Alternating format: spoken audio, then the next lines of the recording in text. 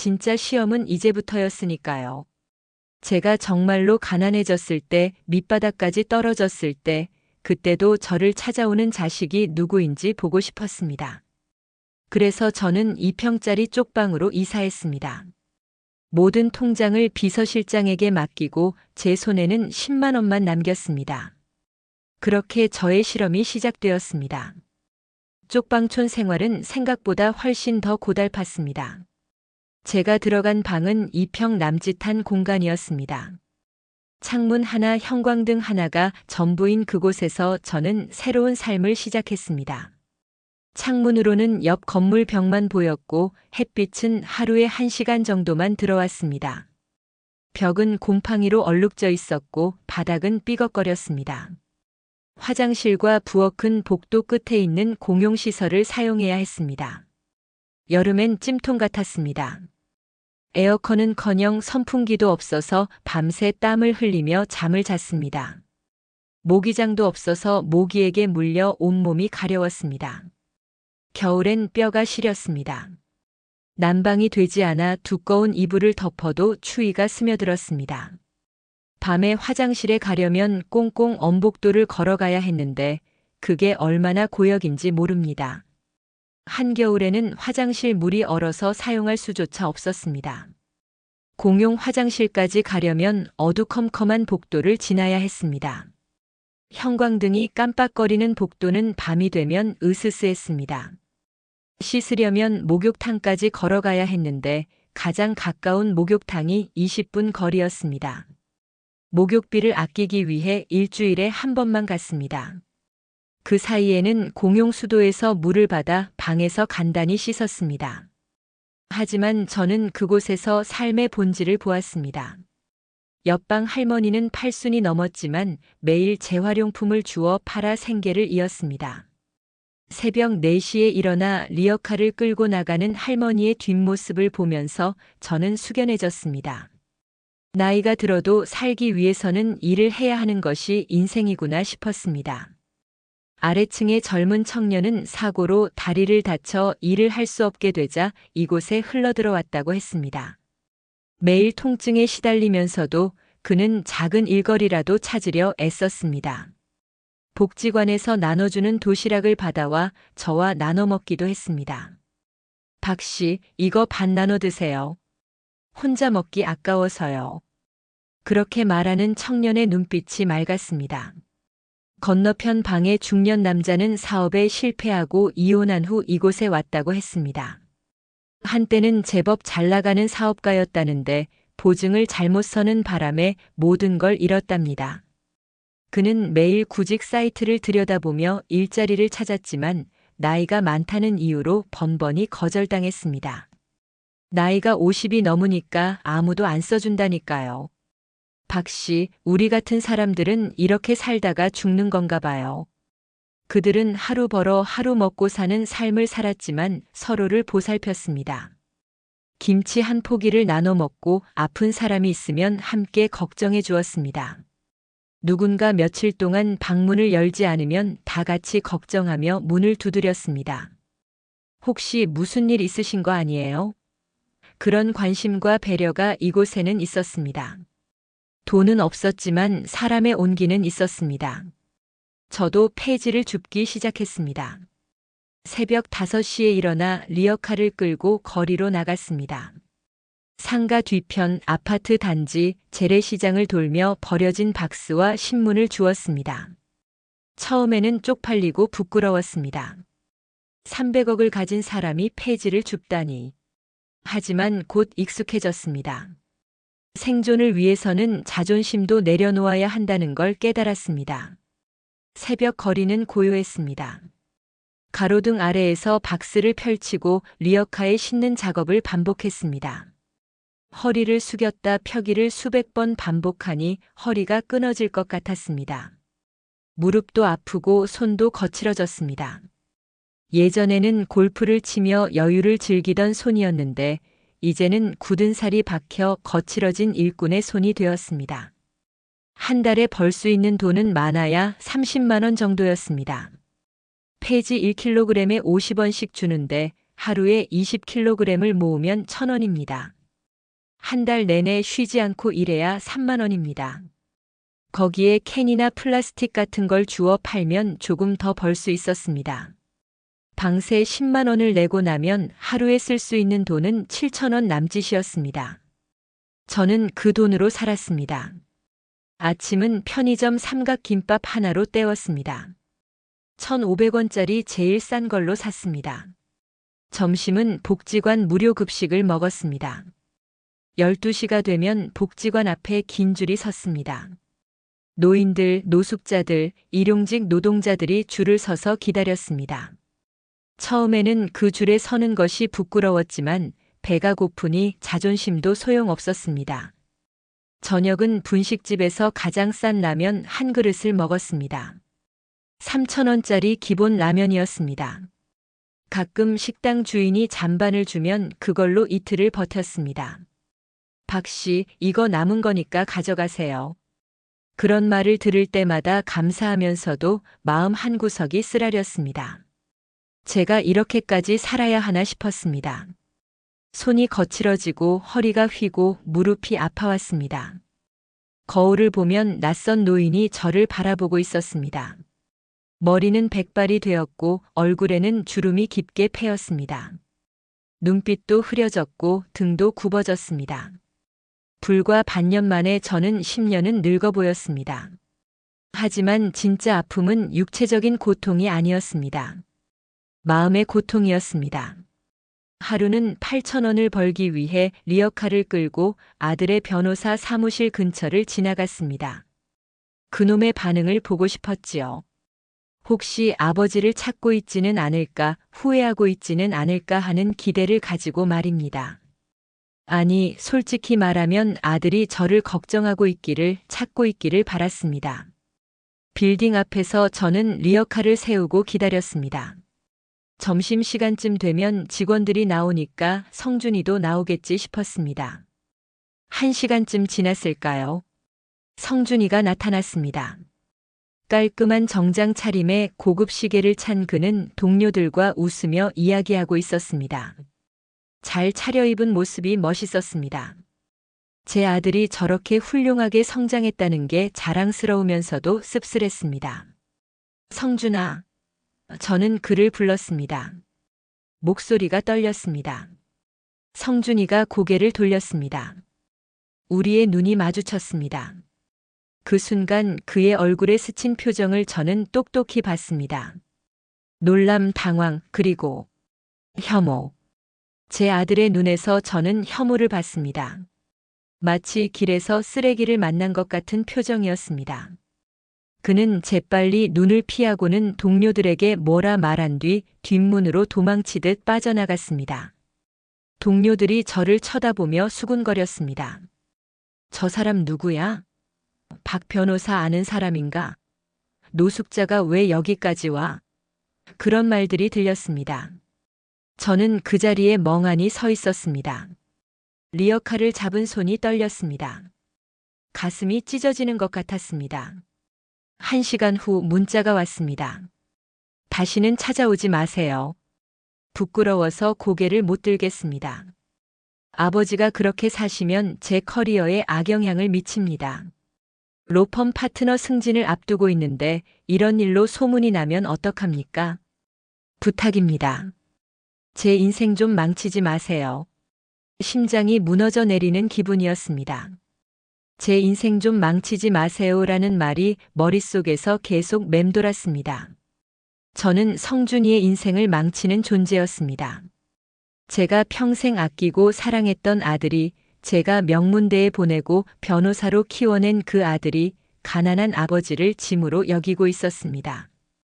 아니, 짐보다 못한 존재로 여기고 있었습니다. 그날 밤 저는 쪽방으로 돌아와 혼자 울었습니다. 소리내어 울지는 못했습니다. 옆방에서 들릴까봐. 이불을 뒤집어 쓰고 조용히 울었습니다. 50년을 살면서 그렇게 서럽게 운 적이 없었습니다. 돈이 없으면 자식에게도 버림받는 것이 세상 이치였습니다. 그러던 어느 날 몸에 탈이 났습니다. 무리하게 폐지를 줍다가 계단에서 넘어져 다리를 심하게 다친 겁니다. 그날은 날씨가 좋지 않았습니다. 비가 내려서 박스가 젖어 무거웠습니다. 리어카에 폐지를 가득 싣고 고물상으로 가던 길이었습니다. 골목길 계단을 내려가는데 미끄러졌습니다. 아! 소리를 지르며 넘어졌습니다. 발목이 꺾이면서 심한 통증이 왔습니다. 리어카도 넘어지면서 폐지가 온 거리에 흩어졌습니다. 하루 종일 모은 폐지가 빗물에 젖어 사용할 수 없게 되었습니다. 하지만 그것보다 발목이 문제였습니다. 삐끗한 정도가 아니라 심하게 다친 것 같았습니다. 제대로 걸을 수조차 없었습니다. 간신히 일어서려고 했지만 발목에 체중을 싣는 순간 극심한 통증이 왔습니다. 발목이 퉁퉁 부어올랐고 시간이 지날수록 더 아팠습니다. 지나가던 사람들이 쳐다봤지만 아무도 도와주지 않았습니다. 노숙자가 넘어진 걸 굳이 도와줄 사람은 없었습니다. 한참을 그렇게 앉아 있다가 간신히 쪽방으로 기어 돌아왔습니다. 30분 거리를 2시간 넘게 걸려서 왔습니다. 발목을 절뚝이며 때로는 기어가며 왔습니다. 쪽방에 도착했을 때는 온몸이 땀으로 범벅이 되어 있었고 발목은 2배로 부어 있었습니다. 병원에 가야 한다는 걸 알았지만 돈이 없었습니다. 통장에는 3만 원밖에 남지 않았고 그마저도 이번 달 방세를 내야 했습니다. 병원에 가면 최소한 10만 원은 들 텐데 그럴 여유가 없었습니다. 그래서 그냥 참기로 했습니다. 파스를 사서 붙이고 찬물에 발을 담그며 버텼습니다. 하지만 상태는 점점 나빠졌습니다. 이튿날이 되자 발목은 보라색으로 변했고 걸을 수가 없었습니다. 화장실에 가려면 벽을 짚고 기어가야 했습니다. 밥도 제대로 먹지 못했습니다. 복지관까지 걸어갈 수가 없었으니까요. 쪽방에 있던 라면 몇 개로 끼니를 때웠습니다. 쪽방촌 바닥에 누워 끙끙 앓으며 저는 아들에게 전화를 걸었습니다. 이번만큼은 도와줄 거라고 생각했습니다. 아무리 그래도 아버지가 다쳤는데 외면하지는 않겠지 싶었습니다. 하지만 전화는 연결되지 않았습니다. 고객님의 요청으로 차단된 번호입니다. 기계음이 차갑게 들렸습니다. 여전히 저는 차단되어 있었습니다. 문자를 보냈습니다. 성준아, 아빠가 많이 아프다. 계단에서 넘어져서 발목을 다쳤어. 병원에 좀 데려다 줄 수 있겠니? 돈도 없고 혼자서는 움직일 수가 없구나. 답장은 오지 않았습니다. 1시간을 기다려도 2시간을 기다려도 답장이 없었습니다. 혹시 바빠서 못 본 건가 싶어 전화를 다시 걸어봤지만 여전히 차단되어 있었습니다. 딸 지윤이에게도 전화를 걸고 싶었지만 참았습니다. 지윤이는 지금 아마 식당에서 일하고 있을 테니까요. 고된 일을 하는데 방해하고 싶지 않았습니다. 이틀이 지나도 답장은 없었습니다. 성준이는 제 문자를 읽었는지조차 확인할 수 없었습니다. 돈이 없으면 부모도 짐짝 취급하는 것이 세상 이치인가 싶어 눈물이 앞을 가렸습니다. 20대에 허리가 휘도록 일해서 번 돈으로 그놈을 키웠건만 이제 와서 제게 남은 것은 버려진 폐지만도 못한 취급뿐이었습니다. 명문대 등록금을 대느라 얼마나 고생했는지 모릅니다. 한 학기에 500만 원씩 1년에 1,000만 원. 4년이면 4천만 원입니다. 거기에 생활비, 책값, 학원비까지 합하면 억대가 들어갔습니다. 사법고시 준비할 때는 따로 학원비와 생활비를 댔습니다. 그렇게 번 돈을 전부 아들 교육비에 쏟아부었습니다. 그런데 이제 그 아들이 저를 외면하고 있었습니다. 사흘째 되던 날 열이 펄펄 끓었습니다. 발목은 퉁퉁 부어올랐고 통증이 온몸으로 번졌습니다. 염증이 생긴 것 같았습니다. 온몸이 뜨겁고 식은땀이 났습니다. 정신이 흐릿해지면서 저는 생각했습니다. 아, 이렇게 죽는구나.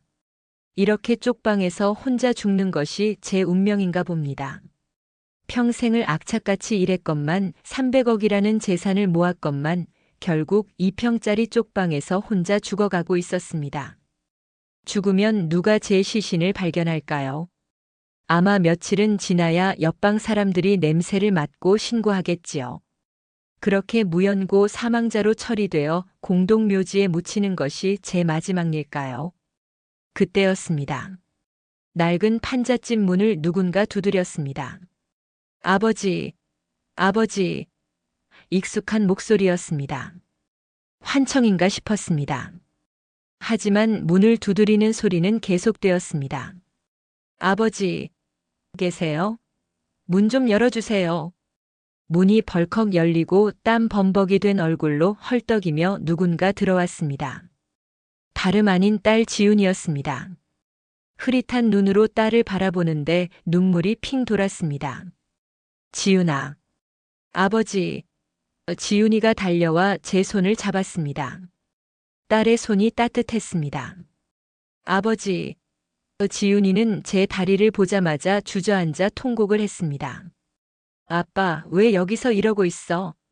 왜 진작 연락 안 했어? 지훈이의 목소리가 떨렸습니다. 울면서 제 발목을 살폈습니다. 이게 뭐야, 이렇게까지 부었는데 왜 병원을 안 갔어? 어떻게 알고? 저는 가까스로 말을 이었습니다. 동네 분이 연락하셨어요. 아버지가 계단에서 넘어지셨다고 며칠째 문을 안 여신다고. 걱정돼서 확인해 달라고요. 옆방 할머니가 지훈이에게 연락한 것이었습니다. 지훈이는 일을 마치자마자 달려온 것이었습니다. 내가 모신다고 했잖아요. 왜 혼자 이렇게 고생하세요? 지훈이의 눈에서 눈물이 주르륵 흘러내렸습니다. 저는 차마 딸을 바라볼 수 없었습니다. 괜찮다, 지훈아. 아빠는 괜찮으니까 그냥 가거라. 너도 일하느라 힘든데 아빠까지 신경 쓰지 마라. 무슨 소리예요? 지금 당장 병원 가야 해요. 열도 엄청 나는데 이러다 큰일 나요. 지훈이는 제 팔을 부축했습니다. 저는 딸의 작은 어깨에 기대어 간신히 일어섰습니다. 발목에 체중을 싣지 못해 비틀거렸지만 지훈이가 꼭 붙들어 주었습니다. 천천히 가요, 아빠. 내가 있으니까 괜찮아요. 그렇게 우리는 근처 병원으로 향했습니다. 계단을 내려가는 것이 가장 힘들었습니다. 한 계단 한 계단 내려갈 때마다 지훈이가 제 무게를 지탱했습니다. 작은 딸이 늙은 아비를 부축하는 모습이 얼마나 애처로워 보였을까요? 지나가는 사람들이 우리를 쳐다봤지만 지훈이는 개의치 않았습니다. 택시를 타고 병원으로 갔습니다.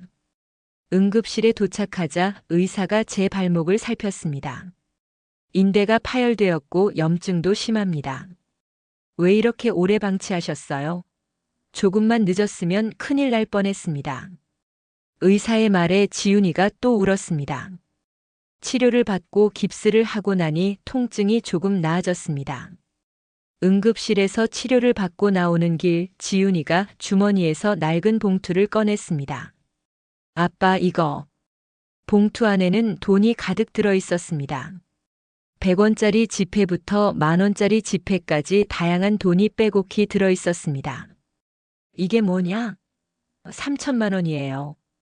내가 파출부 일하면서 꼬박꼬박 모은 전세 자금이에요. 뭐? 전세 자금을? 저는 믿을 수 없었습니다. 아빠 치료비 쓰고 작은 방이라도 얻어요. 나 전세 안 살아도 돼요. 월세방도 괜찮아요. 아빠랑 같이 살면 되니까. 저는 말을 잃었습니다. 지훈이는 자기도 월세방에서 어린 아이를 키우며 힘들게 살고 있었습니다. 남편은 사업 실패 후 집을 나갔고 혼자서 식당 일을 하며 생계를 꾸려가고 있었지요. 아침 6시에 출근해서 밤 10시에 퇴근하는 고된 일이었습니다. 설거지하고 청소하고 홀서빙하고 손은 늘 거칠었고 허리는 아팠습니다. 그런 딸이 전 재산이나 다름없는 돈을 제 앞에 내놓은 겁니다. 봉투는 기름때가 묻고 구겨져 있었습니다. 얼마나 많은 날들을 일하며 한 푼 두 푼 모았을까요? 설거지로 터진 손, 뜨거운 기름에 댄 팔, 무거운 쟁반을 들며 아파온 허리를 견디며 모은 돈이었을 것입니다. 밤늦게 퇴근해서도 아이를 돌보고 집안일을 하고 그러면서도 조금씩 조금씩 저축한 돈이었을 것입니다. 지윤아, 이건 내 전세 자금이잖아. 이걸 어떻게 해? 아빠한테는 아빠밖에 없잖아요. 지윤이가 제 손을 꼭 잡았습니다. 오빠는 연락도 안 되고 나는 아빠 잃으면 정말 아무것도 없어요. 돈은 다시 모으면 되는데 아빠는 하나밖에 없잖아요.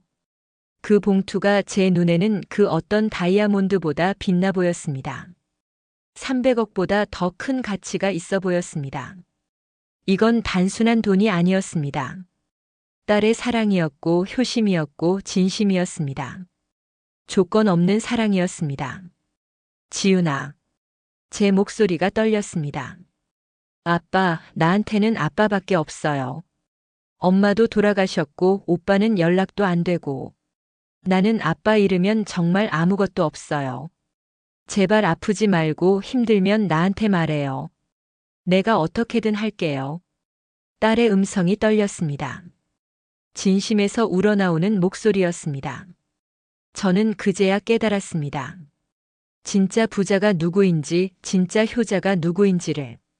명문대를 나오고 변호사가 되고 사회적으로 성공한 아들이 효자가 아니었습니다.